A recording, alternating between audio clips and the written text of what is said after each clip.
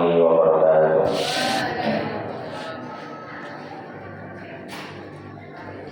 Alhamdulillah, alhamdulillahilladzi hadana li hadza wa ma kunna linahtadiya laula an hadana Allah.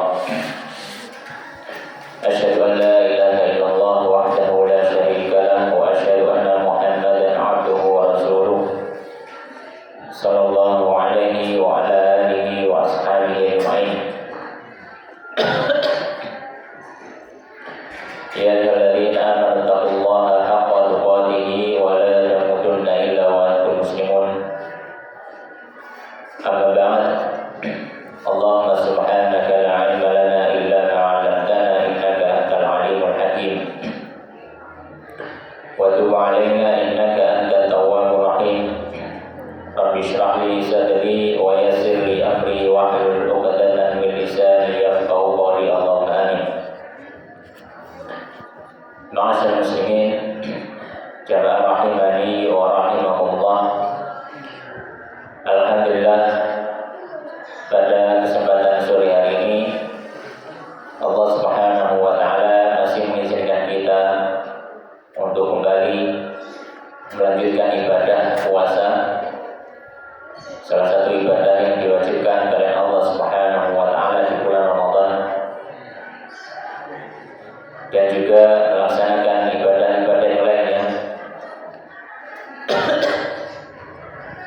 Di antaranya adalah kita bisa duduk dalam majelis ilmu dalam rangka tafaqquh fiddin, mendengarkan hal-hal yang baik, nasihat-nasihat yang baik, mau'izah, yang mana dengan hal semacam ini kita harapkan Allah Subhanahu wa taala akan menambahkan rasa keimanan dan juga menambahkan rasa ketaubahan kepada hati kita semua.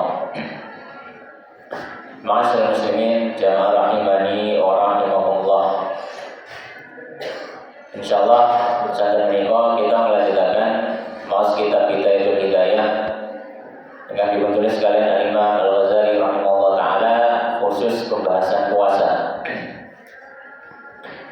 Di mana pada majelis yang sebelumnya kita sudah membahas awal daripada pasal puasa di kitab Bidayatul Hidayah. Beliau membahas tentang bahwasanya hendaknya seorang muslim tidak hanya mencukupkan diri dengan puasa yang wajib, tapi kalau bisa dia memiliki tabungan puasa sunnah. Kalau tidak bisa puasa sunnah yang setiap pekan seperti puasa Senin Kamis, maka paling tidak puasa sunnah yang sifatnya setiap bulan, yaitu puasa yang lebih tanggal 13, 14, 15 Hijriah. Kalau tidak bisa, maka hendaknya bisa berpuasa yang sifatnya tahunan, seperti puasa Arafah, puasa Asyura, dan lainnya. Kemudian Al-Imam Al-Ghazali rahimahullah ta'ala beliau melanjutkan nasihat-nasihatnya.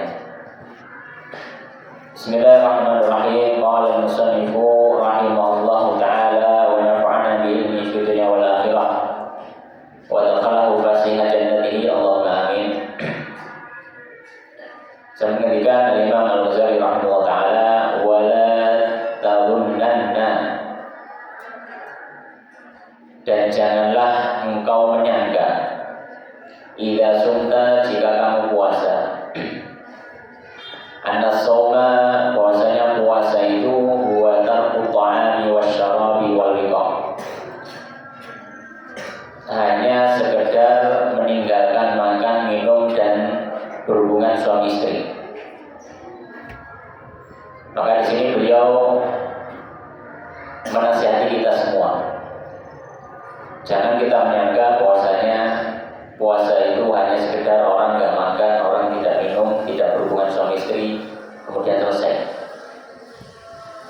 Kemudian beliau melanjutkan, faqad qala Rasulullah, sungguh telah bersabda Rasulullah sallallahu alaihi wasallam, kam min shaimin, berapa banyak dari orang yang berpuasa, laisa lahu min siyamihi illa al-ju' wal 'atash, yang tidak ada baginya dari puasanya kecuali rasa lapar dan rasa haus.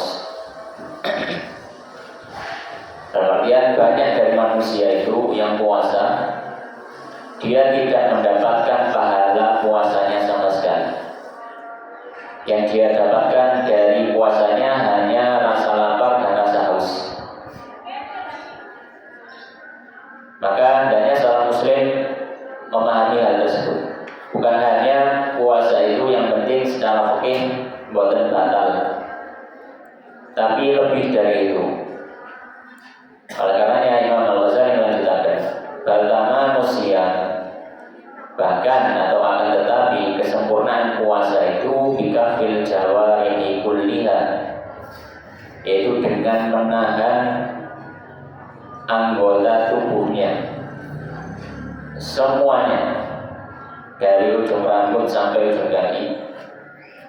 Ketika orang puasa berusaha menahan seluruh anggota tubuhnya, menahan dari apa? Amma yakrahullahu ta'ala, dari segala macam hal yang dibenci oleh Allah Subhanahu wa ta'ala. Maka orang yang puasa bukan hanya sekedar tidak makan, tidak minum, tidak melakukan hubungan suami istri, akan tetapi juga hendaknya menahan tangannya tidak melakukan kemaksiatan, menahan lisannya tidak maksiat, menahan matanya tidak maksiat, menahan kakinya dan seterusnya. Semua anggota tubuh kalau bisa juga puasa. Karena memang puasa itu secara bahasa artinya lisan, menahan diri. Ini. Oleh karenanya Imam Al-Ghazali rahimahullah ta'ala beliau mengatakan, "Fayan bagi maka sudah selayaknya antahfadhal ain, engkau jaga pandangan, anil nadhari ilal makarihi, dari penglihatan kepada hal-hal yang dibenci oleh Allah Subhanahu wa ta'ala." Upayakan ketika puasa pandangannya juga dijaga, tidak melihat kepada hal-hal yang Allah Subhanahu wa ta'ala benci, tidak melihat kepada hal-hal yang dimurkai oleh Allah Subhanahu wa ta'ala. Wal lisana, dan menjaga lisan, anil nutqi, dari perkataan, bima la ya'nika, yang tidak ada faedahnya, manfaatnya kepadamu. Maka puasa juga melatih lisan supaya tidak berbicara dengan pembicaraan-pembicaraan yang tidak berfaedah, apalagi yang berdosa, semacam ghibah atau semisalnya. Wal udhuna, dan menjaga pendengaran, menjaga telinga, anil istima'i, dari mendengarkan, ila ma harramahu Allahu azza wa jalla, kepada hal yang Allah haramkan. Maka hendaknya orang yang berpuasa menjaga anggota tubuh ini, menjaga pandangan, menjaga lisan, menjaga telinga. Kemudian beliau mengatakan, fa innal mustami'a, karena orang yang mendengarkan kepada hal yang diharamkan. Misalkan ada orang yang ghibah, ya, ada orang yang ghibah, maka dia tidak berbicara, tapi dia ikut mendengarkan. Maka kata Imam Al-Ghazali, fa innal mustami'a, orang yang ikut mendengarkan sesuatu, syarikul qaili, itu orang yang sama-sama hukumnya seperti orang yang berbicara. Wa huwa ahadul mughtabaini, dan dia masuk dalam kategori salah satu dari orang yang menghibah. Ya, dia membuat contoh di sini ghibah, membuat contoh menghibah, ngerasani. Karena memang ini adalah sesuatu yang dilarang oleh Allah. Cuma kadang orang itu sering tidak merasa. Oleh karena beliau menaruh perhatian khusus. Dan ini berlaku bukan hanya yang ngomong, tapi bahkan yang ikut mendengarkan. Karena tidak mungkin orang ghibah itu dia sendirian. Yang namanya ghibah itu gitu orang. Ghibah dewe, ya, namanya dia nomo ngeremong dewe, bukan ghibah. pada ngerasani itu sopo dia. Butuh kancane harus ada yang berbicara, nggih butuh enten sing mendengarkan. Dan dua-duanya dianggap orang hibah, meskipun yang satu tidak berbicara. Makanya ini butuh hati-hati. Kemudian beliau melanjutkan wa kadzalika, dan demikian pula takufu jami'al jawarihi, engkau menahan seluruh anggota badan, kama takuful batna wal farja, sebagaimana engkau menahan perutmu dan kemaluanmu.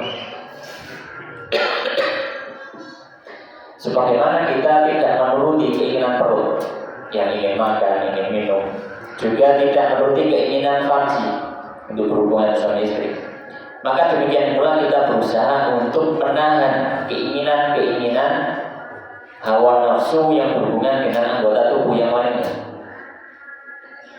Fafil khabari, maka dalam hadis disebutkan khamsun, ada 5 perkara yufattirna shaima, yang bisa membatalkan orang yang berpuasa. Ada 5 hal yang dianggap sebagai pembatal puasa. Akan tetapi para fuqaha, para fikih menyampaikan yang dimaksud pembatal puasa di sini adalah pembatal pahala puasa, bukan pembatal puasanya. Jadi ada 5 hal yang dianggap sebagai pembatal pahala puasa. Puasanya bisa tidak dapat pahala sama sekali. Nomor yang pertama al-kadhib, berdusta, berbohong. Ya. Maka ini bisa menghapus pahala puasa kita.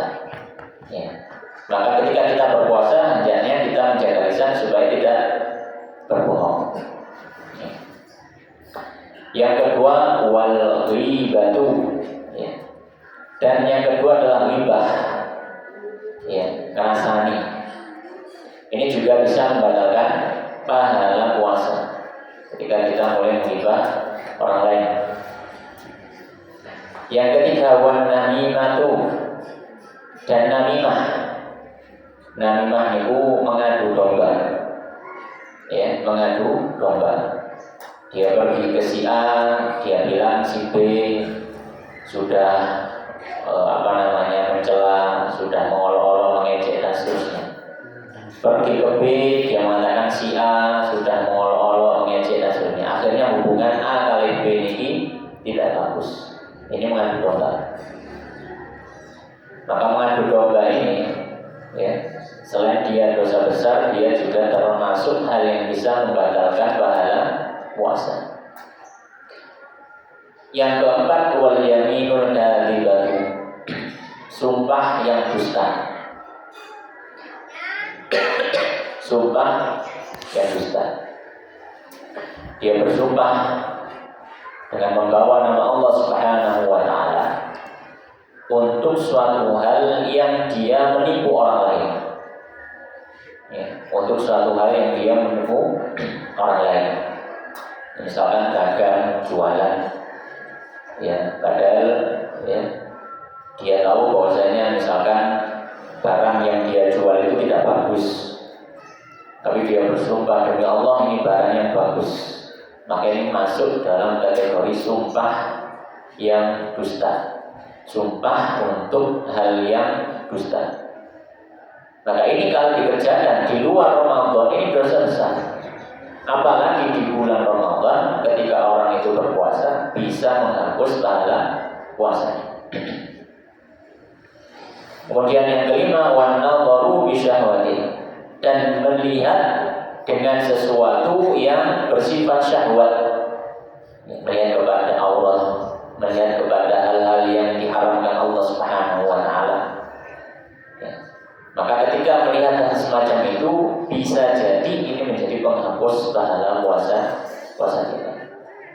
Maka 5 hal ini sebagaimana yang disampaikan oleh Nabi Sallallahu Alaihi Wasallam bisa menjadi penghapus pahala puasa kita. Maka hendaknya kita berhati-hati dari lisan, pandangan, tangan, kaki, dan seterusnya. Kita berusaha jaga.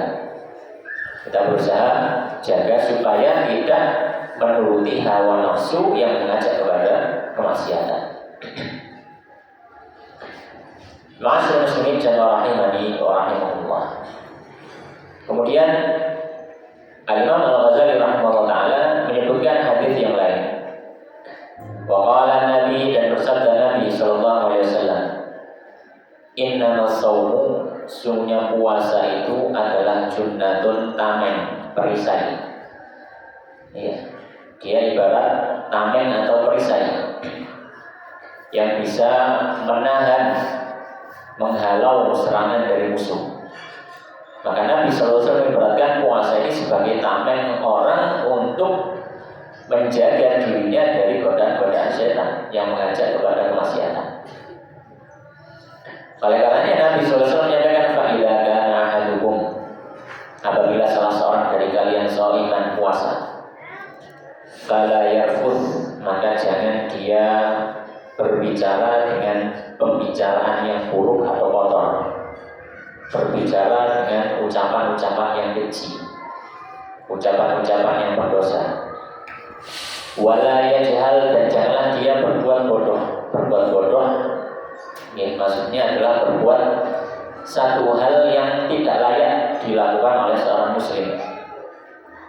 Meskipun itu bukan suatu yang haram, tapi dipandang manusia tidak pantas, ya, dipandang manusia tidak pantas, maka hendaknya menjaga diri dari perbuatan itu. Fa in imru'un qatalahu, dan apabila ada seorang yang memeranginya di sini maknanya adalah menyerangnya, ya, mau memukul atau mau menzalimi dia. Au syatamahu, atau ada orang yang mencelanya, mencacinya, mengolok-olok. Falyaqul, maka hendaknya orang yang puasa tadi mengatakan, inni shaim, aku puasa. Tujuannya apa orang yang puasa tadi disuruh Nabi untuk mengatakan saya puasa? Tujuannya untuk mengingatkan dirinya bahwasanya dia sedang puasa, maka hendaknya tidak membalas atau meladeni kezaliman yang dilakukan orang lain pada kita.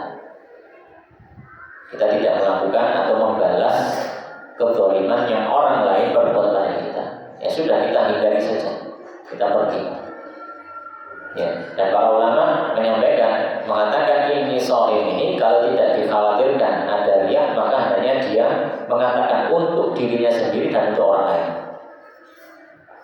Dan ini bisa berlaku kalau misalkan bulan Ramadan, karena sama-sama tahu sekarang puasa, maka disampaikan mengingatkan diri sendiri dan orang lain, ingat kita ini puasa.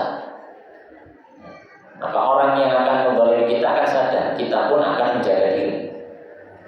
Tapi kalau dikhawatirkan ada riya seperti puasa sunnah yang tidak semua orang tahu kita puasa, maka kita cukup mengatakan dalam hati, ya, ngelingno wae dhewe, aku puasa, itu salah.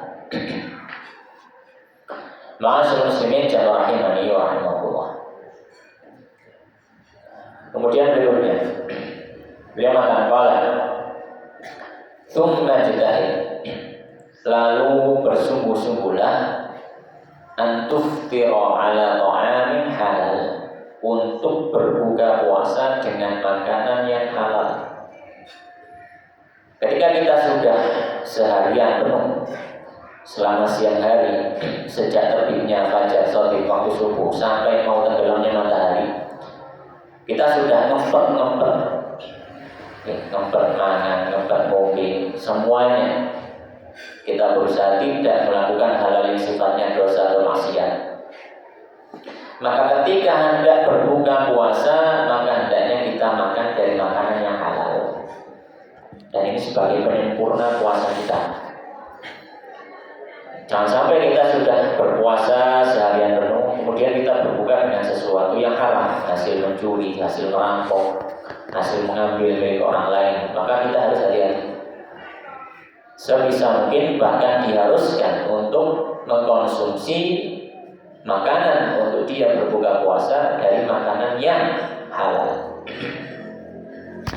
Kemudian dia mengatakan wala tastakbir, dan jangan terlalu berlebihan.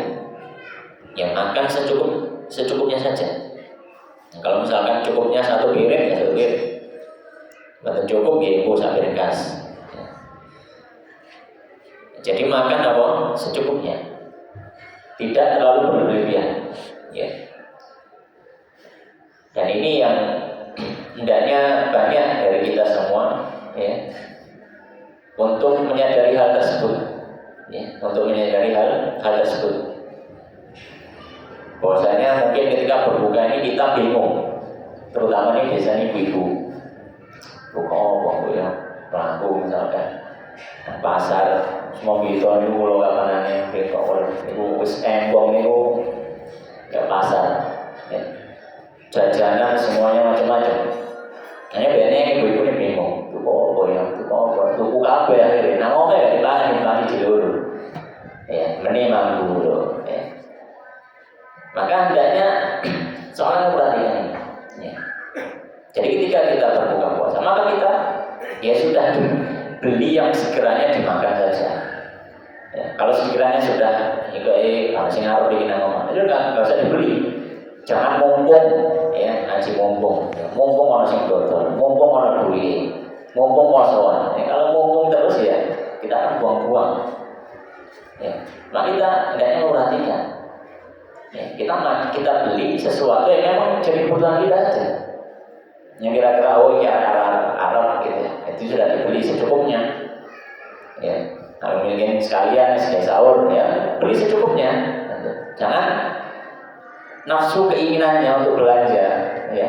Itu mengalahkan berpikir logisnya. Gitu. Kalau dia beli semuanya, kalau di rumah nangomnya wong telu, wong papat, tuku sak kresek abang misalnya kayak apa. Ya. Di stok ya. Ya kalau mungkin makanan-makanan yang bisa disimpan di kulkas bisa, tapi kalau jajan-jajan yang basah gitu ya orang sudah agak males makan lagi kalau sudah ingat kan. Jadi ya beli yang secukupnya saja. Ya. Baik. Ya. Fatazida ala ma ta'kuluhu kulla lailatin. Ya. Maka hendaknya jangan memperbanyak makanan berlebihan maksudnya, sehingga melebihi dari kadar yang biasanya seharusnya dia makan setiap malamnya. Kadang dijamak, rumongso awan gak mangan, buka dijamak, jamak takhir. Jamak takhir. Dan ini awan itu sak piring setengah, sore sak piring setengah, tadi 2 piring. Jamak takhir kali. Ya. Maka kata beliau, hendaknya tidak perlu berlebihan, makan secukupnya. Ya, makan secukupnya. Maka beliau mengatakan fala farqa idza stawfayat au fala farqa idza stawfaita ma ta'taduhu an ta'kulahu daf'atan wahidatan au daf'ataini. Ya. Dan beliau menyampaikan, ya. Dan tidak ada bedanya. Ya. Engkau makan makanan yang berlebihan tadi dengan sekali makan atau beberapa kali makan. Ya. Tidak ada bedanya. Karena ada makan, ya. Mari maghrib makan sik 2 piring. Ya, mari tarawih imbu 2 piring, kan gitu. Ya, kalau ditotal 4 piring itu sudah berlebihan. Perutnya orang muslim tidak seperti itu. Ya. Kata Imam Ghazali, kalau beda masuk di pangan pindu, di pangan bisa. Selama itu berlebihan, maka tidak baik ketika berpuasa. Kenapa kok bisa? Imam Ghazali menjelaskan, wa innamal maqsudu kasru syahwatihi au kasru syahwatika. Karena memang maksudnya itu adalah supaya orang itu bisa menekan keinginannya. Nah kan sama saja kalau misalkan di siang hari dia sudah berusaha tahan, tapi pas buka dilosno, sama saja. Wong Ramadan itu ngajari kita untuk setiap harinya, bukan hanya di waktu puasa, setiap harinya, siang dan malamnya kita berusaha mengekang keinginan nafsu kita. Ya. Maka jangan dibiarkan nafsu itu dibiarkan liar kembali meskipun sudah waktunya buka puasa. wa dha'fu quwwatika, dan maksudnya itu memang untuk melemahkan kekuatan kita, kekuatan nafsu kita. Supaya apa? Ditaqwa biha ala taqwa, supaya kita kuat untuk melakukan ketakwaan. Ya. Supaya kita kuat untuk melakukan ketakwaan. Karena kuatnya orang dalam melakukan ketakwaan itu tidak identik dengan perut yang kekenyangan. Kekuatan orang dalam ibadah itu tidak identik dengan perut yang kekenyangan. Karena kalau perut kenyang, itu pasti kawan ini ngantuk, males, ya rasa-rasa ibadah sudah nggak semangat lagi. Ya. Semuanya mungkin ya wis nunggu-nunggu, layar-layar, ya, nyantai gitu. Kalau sudah perutnya kekenyangan.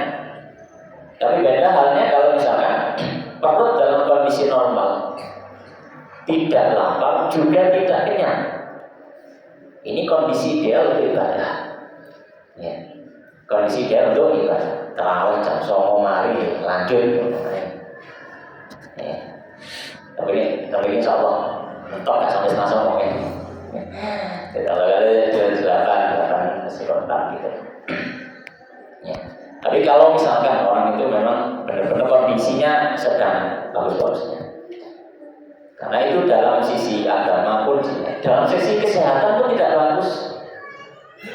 Okay. Ahli-ahli kesehatan, ahli gizi yang menyampaikan termasuk sumber penyakit, ya, hal yang menjadi yang menjadi penyokong atau hal yang menjadi sesuatu yang mendatangkan penyakit dalam tubuh kita, salah satunya adalah makanan yang berlebihan.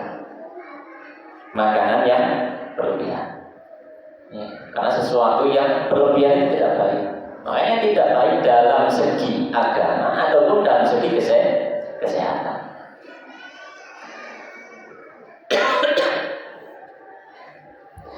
Kemudian beliau memberikan nasihat lanjutannya.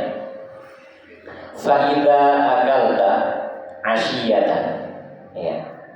Jika mau makan di sore hari waktu buka, ma tadarakta bihi, untuk mengejar sesuatu, ma fataka tahwatan, yang engkau lewatkan di siang hari. Kata yang tadi, kalau seandainya tadi jamak makan, ya jamak akhir tadi, kita makan di sore hari waktu buka, plus juga makan sebagai pengganti karena siang nggak makan. Kata Imam Ghazali, fala faidata fi shaumika, maka nggak ada faedahnya kamu puasa. Ya, itu cuma ya ganti waktu makan saja. Wa qad taqalta ala ma'idatik, sesungguhnya engkau memperberat, malah makin memperberat perutmu, malah makin memperberat pencernaanmu. Yang biasanya lambungnya dari waktu kayak ambulan jam 12 makan sampai ambulan sih. Kemudian sore makan piring ya diolah ambulan. Sekarang kosong dari siang, dari pagi sampai sore langsung dibuat ditumpuk irong piring. Ngoyo kerjanya lambung ini, kata Imam Ghazali. Wa ma min wi'ain, dan kata beliau tidak ada satu wadah abghadha ila Allah azza wa jalla, yang lebih tidak disukai kalian Allah Subhanahu wa taala, min batnin, melebihi perut, muli'a min halalin, yang diisi penuh dengan barang halal. Bukan barang haram loh nih, barang halal. Jadi sesuatu yang halal itu bisa jadi buruk kalau berlebihan. Imam Ghazali, tidak ada wadah yang lebih buruk melebihi perut manusia yang diisi secara berlebihan dengan barang halal. Kemudian beliau melanjutkan, fa'idha arafta makna shaum. Nah, kalau sudah kamu mengetahui makna dari puasa, hakikat puasa ini apa? Kenapa Allah mensyariatkan kita untuk puasa Ramadan? Apa kan Nabi kok perintahkan kita untuk puasa Ramadan? Kita sudah tahu maknanya, sudah tahu Faedahnya apa? Hakikatnya apa? Fastakfir minhu mastata'ta. Maka hendaknya memperbanyak puasa, ya, sesuai kemampuan kita. Memperbanyak puasa sesuai kemampuan kita. Kenapa? Fa'innahu asasul ibadah. Karena puasa itu adalah pondasinya ibadah. Puasa pondasinya ibadah. Karena ibadah itu akan terasa ringan ketika kita sudah berusaha menyingkirkan hawa nafsu kita. Dan sebaliknya ibadah itu terasa berat kalau hawa nafsu kita semakin kuat di dalam tubuh. Nah, fungsi puasa itu adalah untuk menghancurkan atau paling tidak menekan, melemahkan hawa nafsu kita. Oleh karena beliau mensifati puasa itu namanya asasul ibadat, fondasinya ibadah. Wa miftahul qurubat, dan kunci daripada ibadah, kunci kedekatan manusia dengan Allah Subhanahu wa Ta'ala. Ya. Ma'asyiral muslimin jamaah rahimani wa rahimakumullah. Kemudian Imam Ghazali rahimahullah taala beliau nukil hadis saking Nabi sallallahu alaihi wasallam. Qala Rasulullah, bersabda Rasulullah sallallahu alaihi wasallam. Qala Allah tabaraka wa ta'ala. Allah Subhanahu wa taala dawuh, ini hadis qudsi. Hadis yang diriwayatkan Nabi sallallahu alaihi wasallam, akan tetapi maknanya saking Allah Subhanahu wa taala. Jadi dinisbatkan kepada Allah. Allah. Tapi ini bukan Quran. Terus ini Nabi sallallahu alaihi wasallam, Allah Subhanahu wa taala dawuh kullu hasanatin bi asyri amsalihha. Setiap satu kebaikan itu dilipat gandakan 10 kali lipat dengan yang semisalnya. Jadi orang yang melakukan satu ibadah, kalau ibadahnya diterima oleh Allah Subhanahu wa taala, minimal itu ganjarannya 100. Minimal. Kalau orang ingin melakukan ibadah, tapi enten udzur sehingga boten saged ibadah, dicatat oleh ganjaran siji.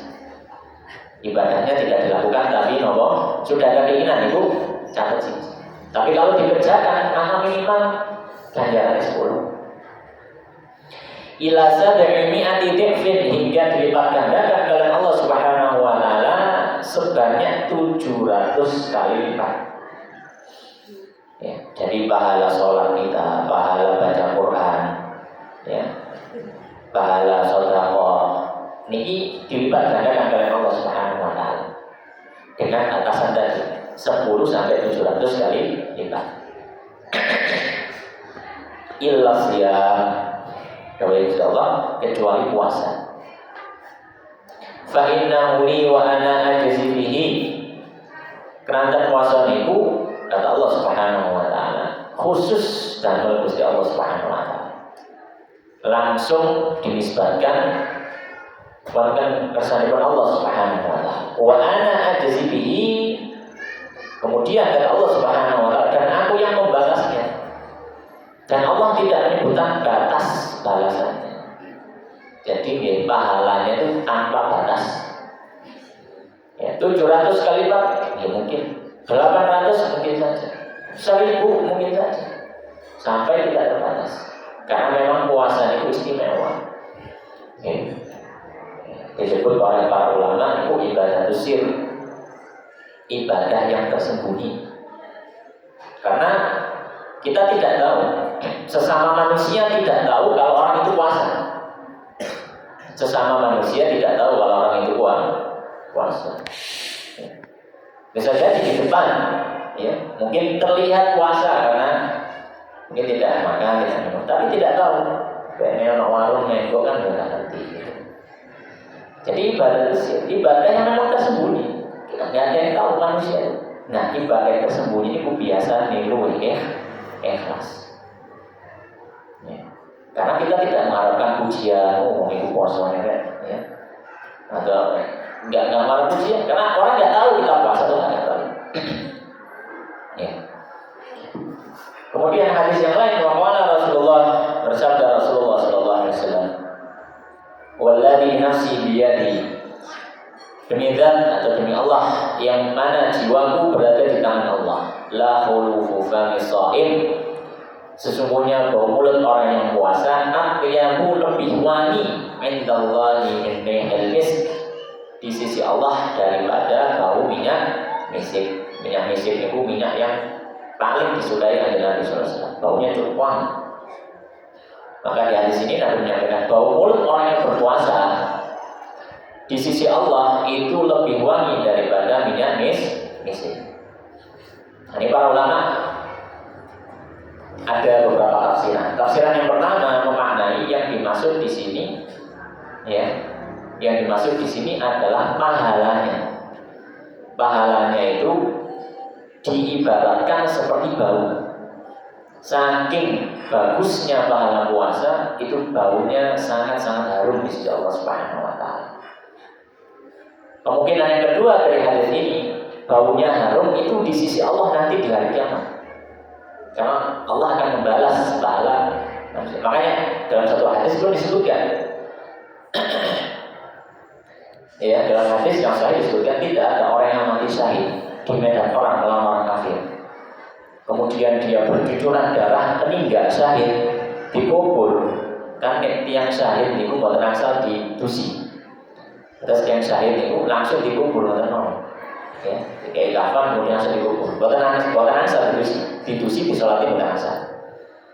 Nah, kata Nabi SAW, kalau misalkan orang syahid dikubur dengan kondisi darah bercucuran, nanti pada hari kiamat dia bangkit, darahnya menetes dan baunya seperti minyak misik. Padahal kita tahu di dunia baunya darah ya anjir, namis kalau. Ya, maka ini juga sama, bau mulut orang yang berpuasa. Maka itu di sisi Allah, di sisi apa? Gusti Allah. Kemudian melanjutkan, yaqulullahu tabaraka wa ta'ala, Allah Subhanahu wa ta'ala, inna ma yadaru syahwata. Sesungguhnya orang puasa itu sudah meninggalkan syahwatnya, hawa nafsunya. Wa ta'amahu, meninggalkan makanannya. Wa syarabahu, dan meninggalkan minumannya, min ajli, karena saya. Itu karena Allah. Ya, karena Allah. Fasyamuli, maka puasa itu untukku, wa ana ajzibihi, dan aku yang akan membalasnya. Jawaban Allah Subhanahu wa ta'ala. Ya. Nah, oleh karena tadi puasa itu ibadah sir, ibadah yang tersembunyi. Kemudian beliau menyampaikan hadis yang lain. Wa qala sallallahu alaihi wasallam, Nabi sallallahu alaihi wasallam dawuhil jannati babun, di surga itu ada satu pintu. Pintu khusus yuqalu lahu ar-rayyan, yang disebut dengan pintu rayyan. Jadi rayyan itu pintu khusus di surga. La yadkhuluhu illa shaimun au illa shaimun. Tidak bisa masuk lewat pintu khusus itu kecuali orang yang berpuasa. Fa idza dakhaluhu, apabila orang yang sudah berpuasa itu masuk, ughliqa, pun ditutup. Ya. Masih salate akeh, masih sedekah akeh, masih tilawah akeh.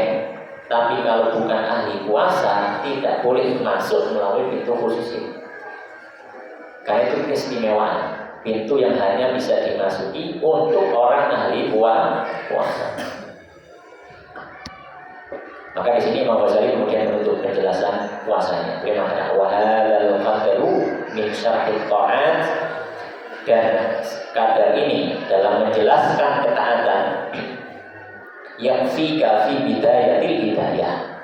Ini sebenarnya cukup untuk permulaan supaya orang mendapatkan hidayah saking Allah Subhanahu wa ta'ala. Tidak terlalu memperpanjang lebar. Ya.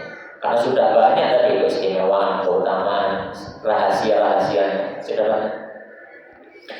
Fa in ihtajta ila zakati awil haji, kalau engkau butuh untuk penjelasan zakat atau haji, au ila mazidin fi syarhi sholati wasiyam, atau ingin mendapatkan tambahan penjelasan tentang apa istimewanya, apa rahasianya sholat, apa rahasianya puasa, faqruhu mimma awradnahu fi kitab Ihya Ulumuddin. Maka silahkan cari di kitab kami yaitu Ihya Ulumuddin. Tajiduhu insyaallah ta'ala. Maka kau akan mendapati, karena kitab Ihya Ulumuddin lebih luas pembahasannya, termasuk juga pembahasan puasa. Bahkan pasal puasa dibuat kitab khusus Asrarus Shaum. Ya, rahasia-rahasia puasa itu dibuat satu kitab Ihya Ulumuddin. Hanya saja memang ada sebagian dari hadis-hadis yang disebutkan oleh Imam Ghazali wonten kitab Ilham Menika ada yang dhaif, bahkan ada yang palsu. Akan tetapi dengan penjelasan yang baik, tanpa mengkerdilkan, tanpa menyudutkan kedudukan Imam Ghazali sebagai seorang ulama yang besar, maka bisa dimaknai. Dan para ulama ahli hadis pun sudah memberikan catatan, termasuk enten namanya Al-Hafidz Al-Iraqi, ya, yang mungkin seumuran kali Imam Nawawi, ya, yang wafat tahun sekitar abad ke-7 Hijriah. Beliau sudah memberikan catatan, ya, sudah mentakhrij lah istilah modernnya, sudah memberikan catatan pundi mawon hadis yang dhaif, hadis yang maudhu, hadis yang sahih. Al-Quhal ini adalah akhir dari penjelasan puasa dari kitab Hidayatul Hidayah. Wallahu ta'ala alam wa sallallahu wa sallim wa barik ala nabiyina Muhammadin wa ala alihi wa ashabihi ajma'in. Kita tutup kalian doakan majelis. Subhanakallahumma wa bihamdika asyhadu an la ilaha illa anta astaghfiruka wa atubu ilaik. Wa akhiru da'wana alhamdulillahi rabbil alamin. Wallahu ta'ala alam. Wassalamualaikum warahmatullahi wabarakatuh.